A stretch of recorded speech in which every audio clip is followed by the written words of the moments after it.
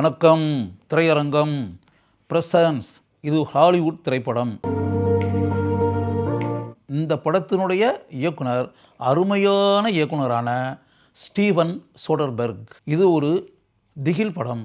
ஒரு கணவன் மனைவி, அவங்களுக்கு ஒரு மகன் ஒரு மகள். கணவனுடைய பெயர் கிறிஸ் பெயின், அவருடைய மனைவியின் பெயர் ரெபேக்கா. அவங்களுடைய மகன் பேர் டைலர், மகளுடைய பேர் க்ளோ. இந்த படத்தில் நம்ம பாராட்ட வேண்டிய ஒரு விஷயம் என்ன அப்படின்னா, லெங்தி ஷாட்டு எல்லாமே. இப்போ ஒரு ஷாட் இருக்குன்னு வச்சுங்களேன், ஹேண்ட் கேமராவை வச்சு அப்படியே கேரக்டர் கூடயே மூவ் பண்ணியே போகிறது. மூவ் பண்ணிக்கிட்டு போயிட்டே இருந்து அதில் ஒரு 4-5 கதாபாத்திரம் இருக்காங்கன்னு வச்சுங்களேன், அந்த கதாபாத்திரம் ரூம்குள்ளே போகிறது, வெளியே வர்றது, இல்லாட்டி வேறு கதாபாத்திரம் வாசல் திறந்து உள்ளே வர்றது, வீட்டுக்கு வெளியே இருந்து திறந்துட்டு வர்றது, அப்படி இப்படின்னா ஹேண்ட் கேமராவை வச்சு அந்தந்த கேரக்டர்கள் கூடயே மூவ் பண்ணி போயிட்டு அப்படியே ஒரு லெங்க்தியாக அந்த ஷாட் முடிஞ்ச உடனே தியேட்டரில் வந்து அப்படியே ஒரு இருட்டு. அதுக்கடுத்து 2வது ஷாட் ஆரம்பிக்கும் போது மறுபடியும் ஒரு ஹேண்ட் கேமராவை வச்சுக்கிட்டு அந்த கேரக்டர் கூடயே ட்ராவல் பண்ணுறது, கதாபாத்திரங்கள் கூடயே மூவ் பண்ணி போயிட்டு அதோட அது கட் ஆயிரும், மறுபடியும் இருட்டு. அதுக்கடுத்து ஷாட்டு. ஒரு படத்தை இப்படி தான் பிக்சரைஸ் பண்ணுறாங்களா, ஒரு சீனை இப்படி தான் எடுக்கிறதா, ஒரு காட்சியை இப்படி தான் படமாக்குறதா அப்படின்ற மாதிரி சில விஷயங்களாக இருப்பாங்க. தனித்தனியாக பிரித்து அப்படி இப்படின்லாம் ஒரு ஹேண்ட் கேமராவை வச்சு கதாபாத்திரங்கள் கூடயே ட்ராவல் பண்ணி இப்படி ஒரு மாறுபட்ட முயற்சியா. அந்த வீட்டுக்கு புதுசாக இப்போ தான் அந்த வீட்டுக்கு வர்றாங்க, வீட்டில் வந்து அவங்க குடியிருக்கிறாங்க அப்படி வச்சுக்கோங்க. அந்த வீட்டில் சில அமானுஷ்யமான சம்பவங்கள் நடைபெறுகின்றன அப்படின்றது மட்டும் தெரியுது இந்த 4 பேருக்குமே. க்ளோவர்கால் அவங்க மக, அவள் வந்து தன்னுடைய அறையில் இருக்கும்போது அங்கே இருக்கக்கூடிய பொருட்கள் இருக்குல்ல, பொம்மை இல்லாட்டினா வேறு ஏதாவது பொருட்கள் மேலே வச்சு அப்படி இப்படிலாம் இருக்க, அது கீழே அப்படியே சரிஞ்சு கீழே விடும் தரையில். இதுக்கு முன்னாடி என்ன அப்படின்னா, இவளுடைய அந்த குளோவனுடைய தோழி நதியான்னு பேர். அந்த நதியான்ற பொண்ணு ஏற்கனவே வந்து அவள் வந்து கொஞ்சம் ட்ரக்ஸு இதெல்லாம் யூஸ் பண்ணக்கூடிய ஒரு பொண்ணு. அவள் வந்து இறந்துட்டாள். அவள் வந்து இவளுக்கு வெரி க்ளோஸ் ஃப்ரெண்டு. அதனால் குளோ வந்து அந்த நதியாவை அவளால் மறக்கவே முடியலை. நதியாவை மனசுக்குள்ளே எப்போவும் நினச்சிக்கிட்டே இருக்கா. அவளை பொறுத்தளவில் என்ன நினைக்கிறா அப்படின்னா, இந்த அமானுஷ்ய சக்தி அப்படின்னு இருக்கு இல்லையா, அது வந்து நதியா தான் கண்ணுக்கு தெரியாமல் இருந்து கொண்டு அந்த பொருட்களை எல்லாம் கீழே விழ வச்சுக்கிட்டு இப்படின்ற காரியத்தை செய்து கொண்டு இருக்கிறாள் அப்படின்ற மாதிரி குளோ நினைக்கிறா. இந்த பசங்களுடைய அப்பா அம்மா கிறிஸ் பெயின், அவருக்கும் ரெபேக்கா, அவங்க 2 பேருக்கு இடையில் கருத்து வேறுபாடு. டைலர் இந்த பையன் இருக்கான்ல, அவனுக்கு ஒரு நண்பன், அவன் பேர் ரியான். அந்த ரியானை ஒரு நாள் வீட்டுக்கு வர வச்சு தன்னுடைய தங்கச்சி குளோவிட்ட வந்து அவன் அறிமுகப்படுத்தி வைத்திருப்பான். ரியானுக்கும் குளோவுக்கு இடையில் ஒரு நெருங்கிய நட்பு, ரிலேஷன்ஷிப் அப்படின்ற மாதிரி உண்டாகி அப்படின்னா, அவள் வந்து அந்த தன்னுடைய இறந்த தோழியை நினச்சி, நதியாவை நினச்சி அப்படியே தனியாக உட்காந்து தன்னுடைய படுக்கை அறையில் அழுது கொண்டு அப்படின்னு இருக்கும்போது, இவன் வந்து அவளை ஆறுதல் சொல்கிறது மாதிரி அப்படியே வச்சு, எதை பற்றியும் கவலைப்படாத, ஏன் கண்ணீர் விட்டு அழுதுகிட்டு இருக்க, உன் ஃப்ரெண்டை நினச்சிக்கிட்டு அவ கவலைப்படாமல் இரு அப்படின்ற மாதிரிலாம் அப்படியே வழக்கமாக தலைகளெல்லாம் தடவி ஆறுதல் கூறி அப்படின்ற மாதிரி அப்படியே இதாகி கொஞ்சம் கொஞ்சமாக அப்படி கூட நெருக்கமாகி அவர்கள் இருவருக்கும் இடையே யாரும் இல்லாத நேரங்களில் உடல் ரீதியான உறவு உண்டாகி கொண்டு இருக்கும். கணவன் மனைவி இவங்க 2 பேருமே வெளியூருக்கு போக வேண்டிய ஒரு சூழல் வந்து வெளியூருக்கு போயிடுவாங்க. வெளியூருக்கு போயிருக்கக்கூடிய ஒரு நிலையில் அவங்களுடைய மகனாக இருக்கக்கூடிய டைலர் தன்னுடைய நண்பன் ரியானை வந்து வீட்டுக்கு வர வச்சுருப்பான். ரியான் வந்து என்ன நினைப்பானா, இந்த பசங்களுடைய அப்பா அம்மா இப்போ இல்லை, வெளியூருக்கு போயிட்டாங்க, இங்கே இருக்கிறது வந்து டைலர் மட்டும்தான் இருக்கான் அப்படின்னு சொல்லிட்டு அவனுக்கு வந்து குடிக்கக்கூடிய மது இருக்குல்ல, அதில் அப்படியே கொஞ்சம் ஒரு மயக்க மருந்து மாதிரி மயக்க பொடி அதை அப்படியே கலந்து ஒரு பவுடரை கலந்து கொடுத்து அவனை குடிக்க வைப்பான். அவன் அதை குடித்து அப்படியே மயக்கமாகி போய் அப்படியே சோஃபாவில் அப்படியே சாஞ்சிருவான்.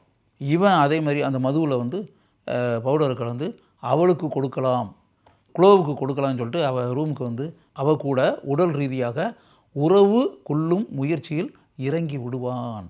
அந்த பவுடரை போட்டு மயக்க நிலைக்கு கொண்டு வரக்கூடிய பவுடர் அது, அதை கலந்து கொடுத்து அவள் குடிச்சிருப்பாள்.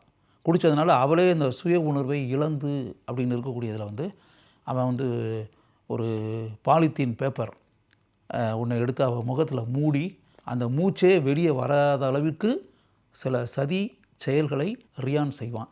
இப்போ அவள் மயக்க நிலையில் இருக்கா. அவன் சொல்லுவான், ஏற்கனவே வந்து உன்னுடைய ஃப்ரெண்டு நதியா, உன்னுடைய சிஸ்டர், 2 சகோதரிகள், அவங்க 2 பேருமே இறந்துருப்பாங்க.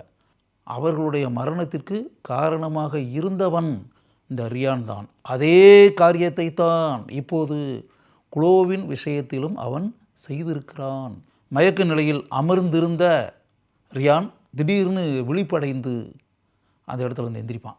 எந்திரிச்சு பார்ப்பான், தன்னுடைய ஃப்ரெண்டை பக்கத்தில் காணோம். இவன் எங்கே போனான் அப்படின்ற மாதிரி, இவன் வந்து குளோவனுடைய அறைக்குள்ளே போயிருப்பானோ அப்படின்னு நினச்சி வேகமாக அங்கேருந்து ஓடி வருவான்.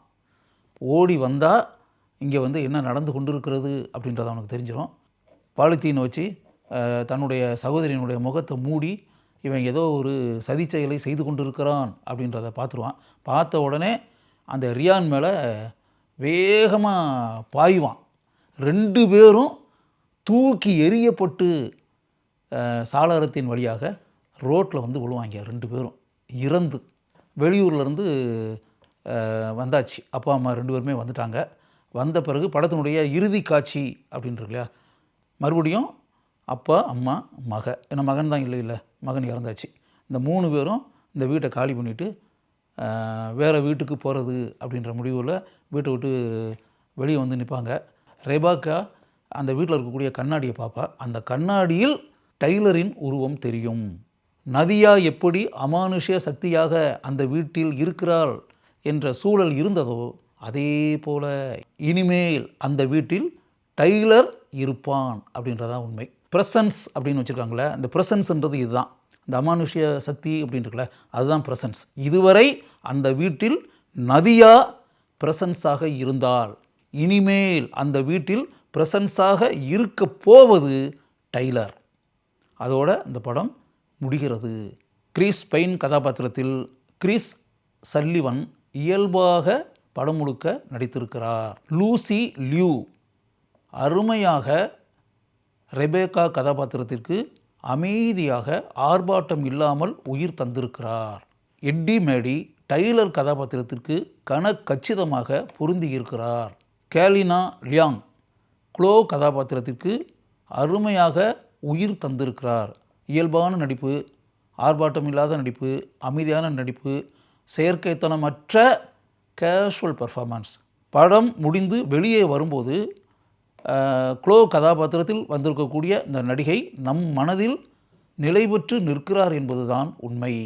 வெஸ்ட் முல்ஹாலண்ட் இந்த இளைஞர் தான் ரியான் கதாபாத்திரத்தில் நடித்திருப்பவர். அந்த கதாபாத்திரத்திற்கு எந்த அளவிற்கு அருமையாக நடிக்க வேண்டுமோ அதை அருமையாக இந்த இளைஞர் செய்திருக்கிறார் என்பதை படத்தில் அவர் நடித்த காட்சிகளை பார்க்கும்போது நம்மால் உணர முடிகிறது. இந்த படத்தினுடைய நீளம் இருக்கு இல்லையா, மொத்தமே 1 மணி நேரம் 25 நிமிஷம் தான். இந்த படத்தினுடைய திரைக்கதையை எழுதியிருப்பவர் டேவிட் கோப், ஜுராசிக் பார்க்கினுடைய ரைட்டர், மிஷன் இம்பாசிபிள் படத்தினுடைய ரைட்டர். அப்படி இருக்கும்போது எந்த அளவிற்கு இவருடைய திறமை இந்த படத்தில் இருக்கும் என்பதை நீங்களே உணர்ந்து கொள்ளுங்கள். பீட்டர் ஆண்ட்ரூஸ் அவர்தான் இந்த படத்தினுடைய ஒளிப்பதிவாளர். படம் முழுக்க பீட்டர் ஆண்ட்ரூஸின் தனித்துவ ஒளிப்பதிவு ஆற்றல் இருப்பதை நம்மால் உணர முடியும். அவரை மனம் திறந்து பாராட்ட வேண்டும் என்ற உணர்வு நம் அனைவருக்குமே வரும் என்பதுதான் உண்மை. மேரி ஆன் பெர்னார்ட் அவர்தான் இந்த படத்தினுடைய படத்தொகுப்பாளர்.